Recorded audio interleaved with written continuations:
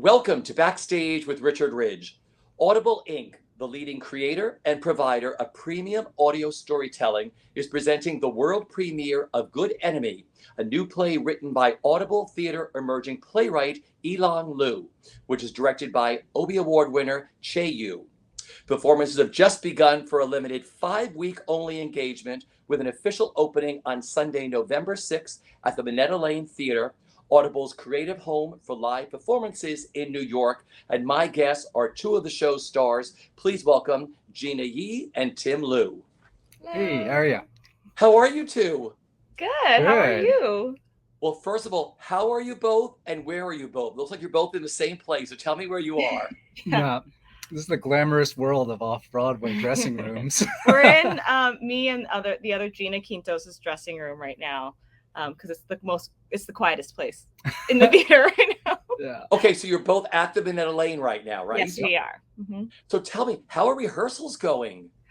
It's good. I mean, well, they're over now. Well, technically, we've got some rehearsals to do during previews, but it's been really amazing. The way Che works is awesome in that he does a really quick overall sketch very quickly, and we're on our feet right away. But then we go over it again and again and again. So by the time we got to tech, I feel like we all felt like we've ran the show many times.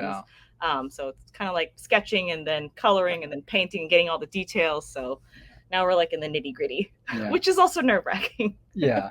Plus, with all new works, there's always like, Elong's going to come in like, oh, actually this. Yeah. And it's kind of the nature of the beast. And it's like, sometimes it's like, oh, but it's still, but then when we actually run through it, it's like, that was so, yes. Yeah. That was correct. We feel it. We feel like, and we've been with it for so long. Yeah.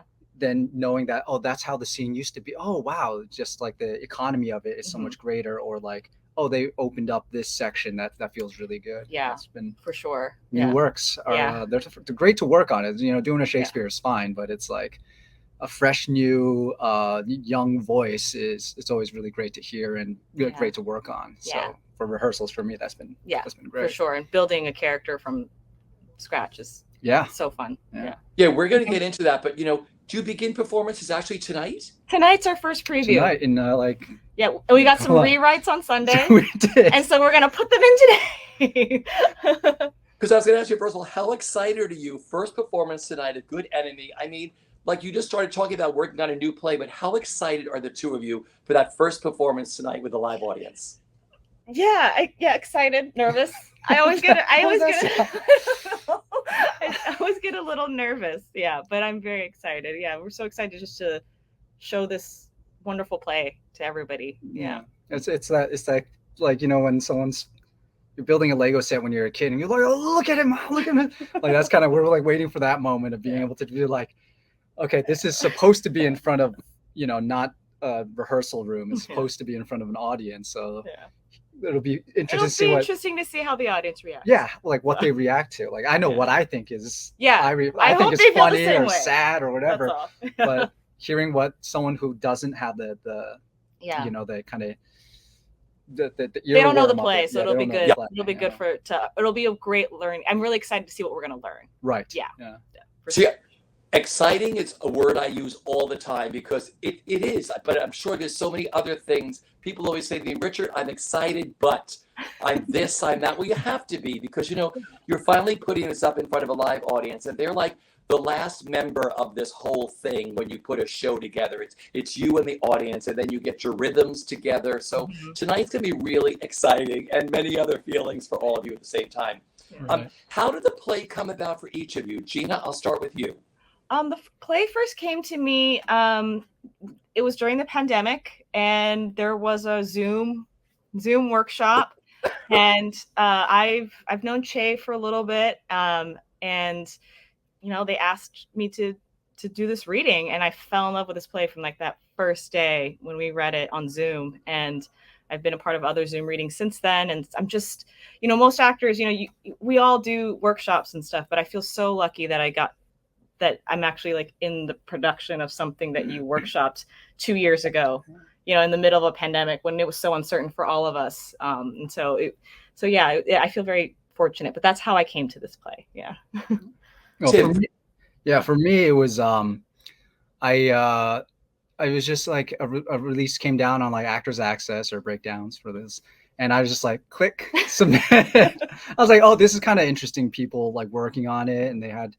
It's kind of like whenever you see for Asian actors, especially if you see something that's like, you know, someone that's 20s to 30-year-old Asian, I'm like, oh, that's me. Yeah. So it was kind of cool being able to do that. So Yeah. whether it's on like, you know, Actors Access or I mean, on BroadwayWorld, where they have plenty of breakdowns on. It was just great, and I clicked, and I had met Shay through auditions for Something else. yeah, Cambodian rock band. Ah, Lauren Yee's play, also a yes, great also a play, great Asian play. American Go playwright. watch the play. And I was like, okay, I recognize the name. I submitted, and then they were like, okay, put yourself on tape. Actually, put yourself on tape for this other character. And then I did we did a development lab over That's the right, summer, yeah. which you couldn't make I it couldn't to. make it. But so I did that, and then they brought me all Here the way we are. here. Yeah. Okay, so let's talk about who you play. Then we'll get into the play. So Jeena, who do you play? What do you love about her? I play Jiahua, and what I love about her is she is a young woman in early 1980s Southern China, and she has a lot of opinions, and she's not afraid to express them. And she is in this place where I think a lot of young women will recognize, and just even all women will recognize that period in your life when you're ready to like push these boundaries and question the rules that people have laid out for you and the way that you should behave. And she definitely defies those, and she meets Hao, and you know, other things ensue. Yeah. Yeah, so I play Hao.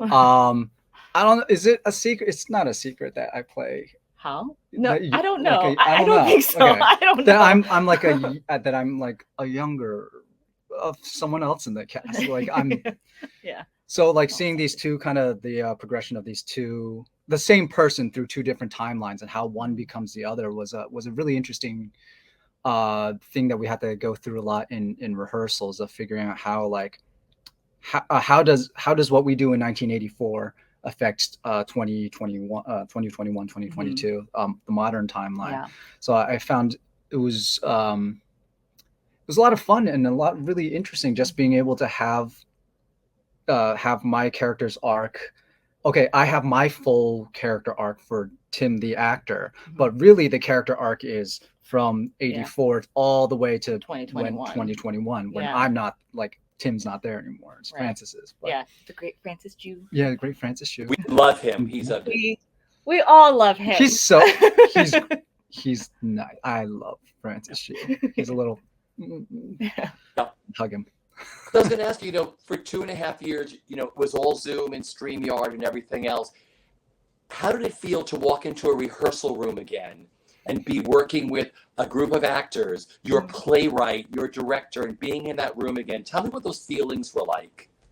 Yeah, I think it's always a special, the first day, or just being able to have the privilege of working in the theater is always wonderful. But I think especially after these couple of years, and then to do this play, especially off Broadway, I think surrounded by these incredible Asian American artists and telling a story that is about us and our experience. And I think Che really said it beautifully that, Yilong has written such a beautiful play about that really tells an honest look of what immigration is and what it really is, for everybody involved, not just the person who's immigrated, but the children and the generations after and the generations before and what that is and how. And I just think I was giddy. I was giddy the first day. Yeah. For me, it's like I had the last theater thing I did was like a couple of months ago when much of pandemic and in the news, I went on basically as a replacement job for 3 performances at the B Street Theater. Preston Choi's great play, A Great Migration, at the B Street Theater. And they're like, hey, we need someone to come on. So I went in with like 3, I had like maybe 3 rehearsals, and I was on stage.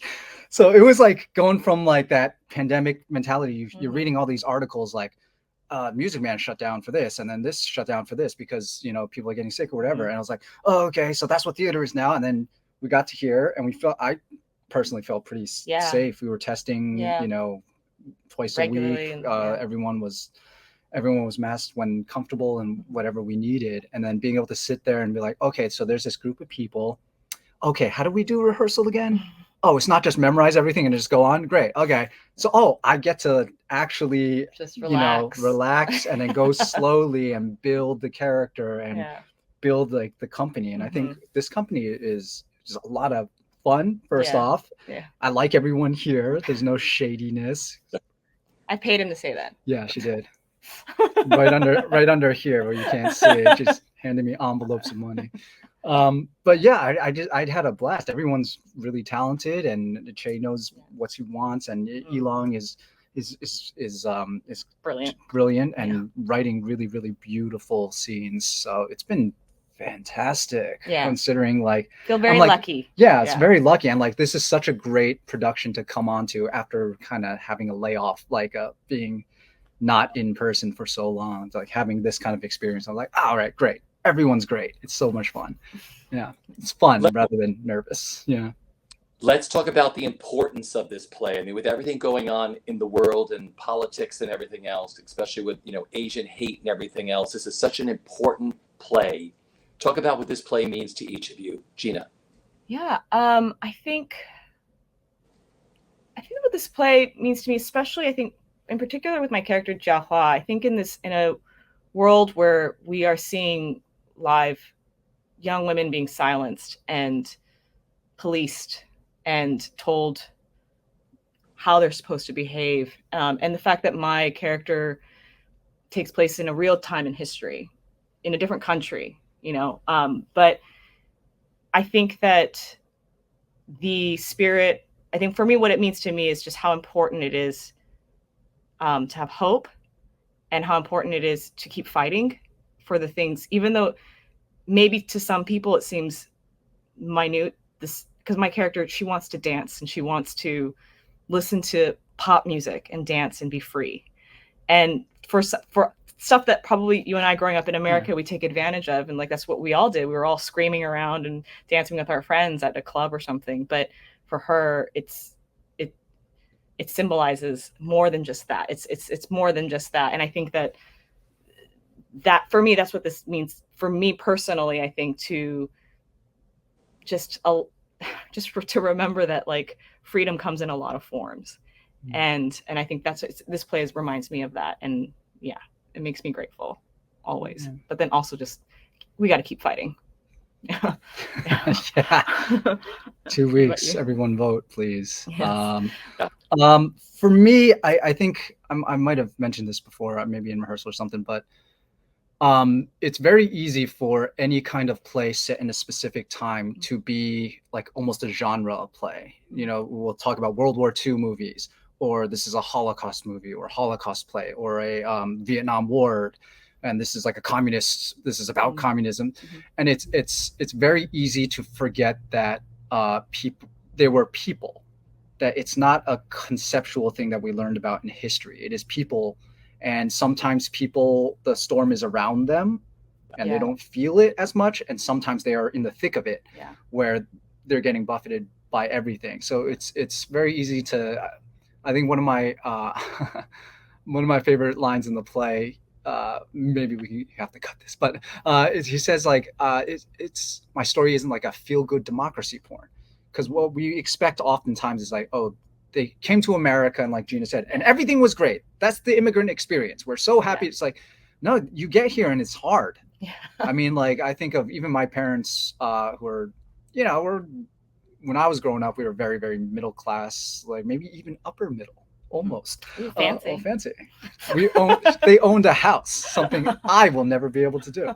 But it's they came over here. They were doing piecework. They'd get a bag of stuff sent to their apartments, and then they would put together hair clips and then send it back, and then that's how they would make money. Little things where it's no, it's hard.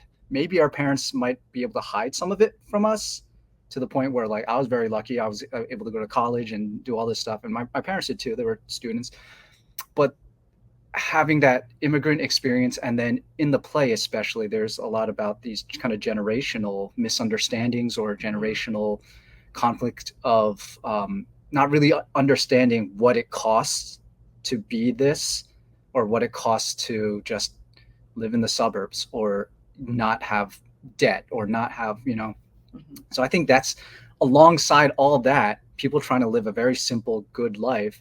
And then you hear in the news, people are getting shot, or, sucker punched in the back of the head while walking down the street just for being Asian. And it's just coming to the realization that this is not a news clip. It's not grainy footage of that's someone's grandma or someone's dad or someone, a person who's being attacked for nothing, just for looking like something. And it's kind of like, okay, these are people, like all theater should be. It's like, this is the general, time period, but if it's not about the people there, it just becomes like, oh, that was sad, rather than, oh, that was about someone that I could know, or that's a little bit about me. So hopefully that this play brings that humanity, person, the actual person, to the just blurry, grainy footage that sometimes we see in the news. See, that's what I love about the arts. That's what the arts do, and that's what creative people do. When there's turmoil in the world, creative people create something where people can watch it and then talk afterwards, and try to figure a way out of this, or just sort of help a problem that's happening. And that's why I think Ilong is such an incredible new playwright, and I love that he's part of Audible's emerging young playwrights. I think this is fabulous what Audible is doing. I mean, you guys are in their theater, the Audible theater. The Minetta Lane is one of my all-time favorite theaters. I mean, isn't it great that Audible has done this and looks for emerging playwrights and voices of today to put shows on? And this is the biggest company they've ever done at the Minetta Lane. I mean, how many people are in your cast? 6? Is it 6? Is it 6? 3, 4, 6. 5, 6, 7. Richard knows more than 7. Francis is downstairs. Oh, that's right. 7. There's 3 up here, 3 in the other, 7. There's 7. Francis is dressing room. Yeah, sorry. Yeah, but it's usually like 1 or 2 or 3. Yeah. Big deal. But just the importance of that Audible has taken him. He's an emerging playwright, and they're putting this incredible show on. What that means to the two of you. Oh yeah, I mean, it's huge, and especially the fact that it's gonna be recorded, and that people everywhere will be able to listen to this work. Because I do think that the wonderful thing about Ilong's play is that it really touches on multi-generational experiences, and everyone, whether like literally a family, can come and see themselves on the stage and see their experience. And so like, I know I definitely identify with a character that Alex Silver plays, named Dave. And he's like, there are things that he says that I'm like, yeah, I feel exactly that. And so it's amazing to me that then people who don't live in New York City, who can't come to an off-Broadway show, can hear this. And I think it's amazing that Audible's getting into theater. It makes total sense too. I was like, of course they do audiobooks, of course, why wouldn't they do theater? So well, I've always loved like radio shows and radio plays growing up. Like I had like suspense, Kwang. It was like CBS, and it's like tonight's tale of terror. And it's the thing of in working in theater, and we've both done a little bit of film and TV and stuff. It's like one episode of something is going to get orders of magnitude more viewers than us doing a show for 5 weeks. And just being able to open that up a little bit. I think a lot about like, I've been lucky enough to live kind of Northeast. I'm from Jersey. So I've always had like New York by and like a lot of theater coming. I grew up in California. Never did. And not as much, but like you think of kids in, Iowa or Ohio or Texas or whatever, they still have like Les Mis shirts and like, But I think the biggest thing too is that Asian Americans all over this country will be able to watch, to be able to hear it at least. And that is incredible. And I think that for myself growing up in California, even though I grew up in LA, I would only just be able to kind of read an off-Broadway show if I was even able to hear about it. I didn't really realize the plethora of work that's happening here until I moved here. And I think that it's great that they are now having this outlet for young emerging playwrights like Ilong, which is incredible. No, this is great though, because now, like you said, there are people that can't come to New York, and now Audible is going to put this out there where this play is going to be everywhere for anybody to listen to. I think that's really, really fascinating. I want to ask you both a personal question. Was there a defining moment for each of you when you said, I want to be an actor and try to make a living at this? Yeah. What Yeah. was it for you? I went to UC Berkeley. I studied landscape architecture, and I didn't know that. I in the last 2 years of undergrad, I was interning at this very wonderful landscape architecture firm. It was one of the best. And I looked around and I was like, I don't want to do this for the rest of my life. I know that I've always wanted to act, but I was always just so afraid to voice it. And then on graduation, my parents came to my graduation, and I turned to them and I just was like, I'm going to move back home to LA with you, and I'm going to be an actor. and my dad's response was, why didn't you tell us sooner? You just got this degree. You could have gone to acting school. And but it was an incredible moment for me, because I realized when you speak your truth and you say it out loud to people, it's not as ridiculous as it is in your head. And so it was a really valuable lesson that I wish I learned when maybe I was 16. But I'm glad I learned it, when I did. But that was when I was like, yeah, I'm going to do this. I'm going to go for it. Why not? And the rest is history. So nice. I love it, because you wouldn't be where you are today. If you had done it earlier, you might have been down a whole different road now. So I always tell people, I'm saying, we all take our own paths. And sometimes we say, oh, I wish I had done this earlier, but who knows what fork in the road we wouldn't have taken. True, So Richard, that's so true. Thank you. You would have got to your senior year and be like, Dad, I want to be a landscape architect. So I never got the leads in these shows or anything. I'm gonna, whatever. So no, but seriously, I always say, we all look back and say, I wish I had done something earlier, but we wouldn't be who we are today, and you probably wouldn't be, sitting here talking to me today, doing this incredible Audible play. So it's very true. It's very true. Tim, for you. Oh, for me, well, so I went to school originally for engineering, Rutgers School of Engineering. I got to my second year, and I got to a class called Honors Physics 3, which is about quantum mechanics and stuff. I went to the first exam. I sat there, those little blue books. I opened the blue book and then got my pencil, opened the exam. I didn't know how to do the first question, so I went to the second. Okay, skip that one. I went to the end of the booklet, didn't know any of it, closed my blue book, sat there for the entirety of the exam period, handed in an empty booklet, and I walked to the registrar's office and dropped engineering. And then after that, well, here's the good news though. I needed to boost my GPA. And I saw basic acting. Okay, it's 3 credits. It's 2 times a week. That'll help me bring my GPA up. So I took it and I was like, oh, cool. And during that is when I think might have been the first time I saw a live play. I had seen Beauty and the Beast in 2nd grade on a class trip, but we were in the balcony. I couldn't see anything. So then I just watched the play. I was like, oh, this is really interesting. And this is cool. And then it was like, got a real job after college. Didn't want to do that anymore. So I apprenticed at a couple places. So Shakespeare Theater, New Jersey, then Hudson Valley, and kept it kind of rolling. But I will say, we were taught by the MFAs, the Rutgers MFAs. Well, it used to be MFAs, but so people going to school, you never know that, that 101 class that you're teaching, you never know what it's gonna, who you're gonna affect. So yeah. Richie Call, Katie Wren, Chris O'Connor, Ernest Abuba, rest in peace. Just those types of people who are we're just doing theater games. And I was like, oh, okay. Yeah. Oh, am I good at this? The power of zip, zap, zop. I know. I think it's just that. It was just going to class for 3 hours a week, going zip, zap, zop. All right. No, got it. All right. Awesome.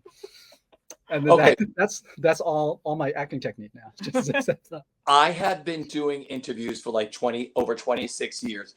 Your stories about how you got into acting are 2 of my absolute favorites. Are right up there with the top 10. Seriously, I love that. You were getting a degree and tell your parents, I'm not doing this anymore. I want to be an actress. And you're like, I can't do engineering. I'm going to take I'm going to take basic acting. I mean, that's really what a great way to find your way into the arts. I mean, it's also interesting because It's a pretty common way I think a lot of Asian Americans get into the yeah. arts. I mean, there's because there's not as much emphasis. Like honestly, there isn't. We didn't have that many role models, and it was but now hopefully I think it'll be us. It's different. I think. Well, now they're going to look up to you too. But seriously, did you each have like your private role models? That's like, oh my God, maybe someone may not know who this actress or actor is, but these were my role model. Oh yeah, my role model has been Sandra Oh for like ever. That's a good one. When I saw her on, my brother was watching Arliss. Yeah. And she like popped by, and I was like, who's that? Who's that? And like, I love her. I think she's incredible. Yeah. I think you're supposed to talk now. Oh yeah. Oh okay. I'm talking now. Oh, I liked. For me, it was like seeing John Cho just being a guy. Like he had a friend who looked like the friends I had growing up. Like he was a brown kid, Asian kid. We were in the same classes in New Jersey. In New Jersey. So I remember that. But then like as I got older, as I got more into acting, then there are guys like Tai Ma, who is been working in the industry for decades, literal decades, and he's kind of having a moment for himself now. But he ran a couple of classes down in Chinatown here in New York, and I was lucky enough to be able to meet him through that, and like getting to know him and seeing like these industry veterans. Like the reality of it is sometimes the roles you're going to get are not going to be like what you want, but how do you change that, and how do you change perceptions? Like you'd be so much better by doing that role to the best of your ability and beyond. Make it a person. If they're trying to make you 2-dimensional, then it's your job to make it 3-dimensional. And for me, it's like Tai Ma is one of those guys. And then if you watch like Hong Kong cinema, like Tony Leung, just watching, he's getting his moment now too, like to American audiences. Yeah. He's probably, in my opinion, one of the best living actors. Yeah. Really, just being able to use the stillness and being so like guys like that I see as like really big. And then like who I really want to be though, like probably like Gemma Chan. Oh yeah, everyone wants to be Gemma Chan. She's like, oh yeah, I actually just want to be oh my gosh, in a room with her, just so I could just. My parents would then be hi. Like, that's who we want you to be. That British. Beautiful, talented lawyer, also who's also a world-renowned actor. Yeah. But like these kind of they're there. They are there. But it's whether or not they get the accolades that they deserve is kind of what we're missing at the moment in our industry, I think. But yeah, those are my people. Those are good answers, I think. I think they're really good answers. We had great answers. We're so good at this. What has made working on Good Enemy so special for each of you? I think the people. I think it really is the people. That's been the best. It's everybody in this company, the cast, the crew. Everyone's so kind and generous, and we all respect each other. And I think that when that happens, you got to savor it. So it's good. Yeah, I agree. That plus, I also think that Elon's writing. There's no duds, there's no dud characters. Nope. There's no one you'd be like, oh, I don't want to play that guy. Sometimes you get, you get everybody's. There's no Horatius, everyone. No, it's a great role. It's a great role if you're playing, but usually you're also understudying him. So that's why you're doing it. But just being real, come on. Yeah. But it's like everyone has a beautiful arc. Beautiful arcs. Yeah. Everyone grows. Everyone learns something, and everyone has something revealed in every single one of the 7 characters. Whether you realize at the beginning or not, it's like whether you're in every scene or not. If it's beautiful when you get that chance to like build and grow and see how rare it is kind of in plays that you get a role that even if it's quote unquote smaller, be able to really have something to do. And how they all these 7 people are connected to each other, and you really get to see how we affect each other. Yeah, there's a reason for everything. Yeah. There's a reason that people change, and there's a reason for every single one of these characters, and I think that's really fantastic. That's been very special for me to see. Agreed. Every scene. Yeah. Mm-hmm. Well, once again, Audible is presenting the world premiere of Elon Liu's new play, Good Enemy, at the Minetta Lane Theater, which is Audible's creative home for live performances in New York for 5 weeks only. Good Enemy will also be released as an Audible original, extending its reach to millions of Audible listeners around the world. I want to thank both of you for dropping by to chat with me at Broadway World. The drilling is beginning, and everyone enjoy, and we'll see you at the theater. Take care, you two. Good to Thank see you. Thanks, Richard. Bye. Appreciate it.